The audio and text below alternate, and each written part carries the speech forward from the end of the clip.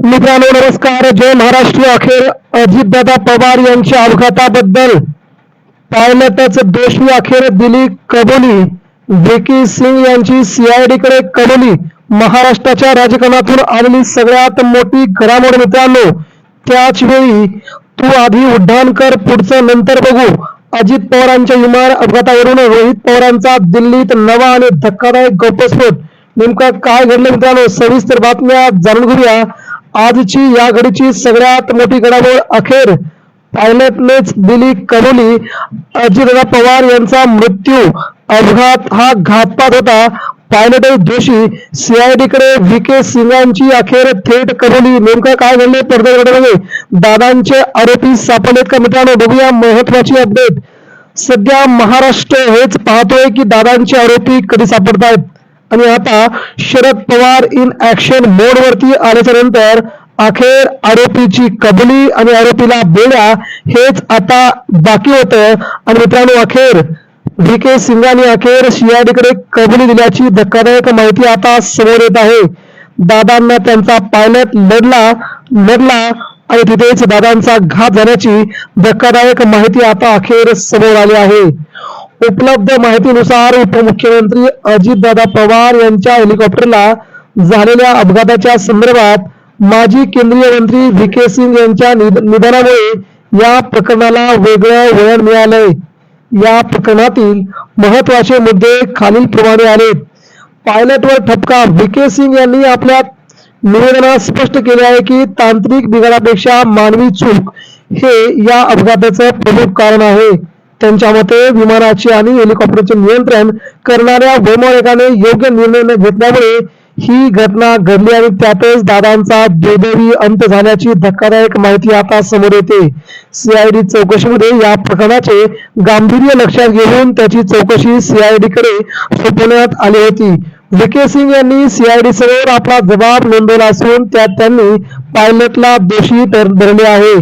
तांत्रिक बाबीत तपासून असे समोर आले आहे की हवामानाचा अंदाज आणि लँडिंगच्या वेळी पाळले जाणारे नियम यामध्ये त्रुटी राहिल्या होत्या. या उदाहरणानंतर आता नागरी विमान वायू संचालनालय डीजीसीए आणि सीआयडी आपला अंतिम अहवाल सादर करतील, ज्यामध्ये या अपघाताच्या वेळी सुरक्षेच्या नियमांचे उल्लंघन झाले होते का हे अधिकपणे आपल्याला स्पष्ट होऊन समजेल. आणि महाराष्ट्राच्या राजकारणामध्ये ज्या गोष्टींची सगळ्यांनाच भीती होती, अखेर दादांचा मुख्य मारेकरी तो पायलटच असल्याचं सध्या समजतं. अखेर पायलटला फाशीसारखी शिक्षा झाली. तो पायलट देखील आता इथे जिवंत नाहीये. म्हणजे मित्रांनो महाराष्ट्राच्या नव्हे तर देशाच्या राजकारणामध्ये अजितदादा पवार यांचा घातपात होता ही 100% खरी बातमी होती. रोहित पवार ज्या प्रकारे महाराष्ट्रामध्ये फिरत होते, देशामध्ये दिल्लीमध्ये फिरत होते, अखेर त्यांना हे यश येईलच. परंतु यावरती शिक्कामोर्तब लवकरच होईल. परंतु यावरती शिक्कामोर्तब कधी होईल याची मागणी सध्या राष्ट्रवादी काँग्रेस पार्टी शरद पवार गट करत आहे. नेमकं काय घडलं होतं याचा सविस्तर अहवाल तेव्हाच येईल जेव्हा सीआयडी आपला सविस्तर अंदाज बाहेर काढेल किंवा सविस्तर अहवाल महाराष्ट्रासमोर ठेवेल. त्या दिवशी मात्र संपूर्ण जगाला महाराष्ट्राला माहित पडेल दादांचा नेमका घातपात कसा घडला. त्याआधी अमोल मिटकर यांनी सगळ्यात मोठी खळबळ उडून दिली आहे. ही खळबळ तुम्ही जर ऐकली तर तुमच्याही तळपायाची आग तुमच्या देखील तळपायाची आग मस्तकात गेल्याशिवाय राहणार नाही. बघूया अमोल मिटकर यांनी आज केलाय नवीनच गौप्यस्फोट. अमोल मिटकरी यांच्या म्हणण्यानुसार गेल्या 13 दिवसांपासून उपचार घेत असलेल्या पिंकी माईच्या आईच्या तब्येतीची आज हॉस्पिटलला जाऊन विचारपूस केली. मी स्वतः त्या ठिकाणी गेलो आणि पिंकी माई यांच्या आईच्या तब्येतीची आज मी विचारपूस केली. त्यावेळी तिचे वडील व भाऊ उपस्थित होते. दोघेही त्या ठिकाणी होते. व्हीएसआरचा मालक व्ही सिंग याने व्हॉट्सअप कॉल करून मीडियापासून दूर राहण्याची भावाला धमकी दिल्याचं रेकॉर्डेड कॉलवरती ऐकले. मित्रांनो धक्कादायक बाब आहे. व्ही सिंग यांनी त्यांना सांगितले की तुम्ही या संपूर्ण मीडियापासून दूर राहा, मीडियाला कोणत्याही प्रकारची माहिती पुरवू नका.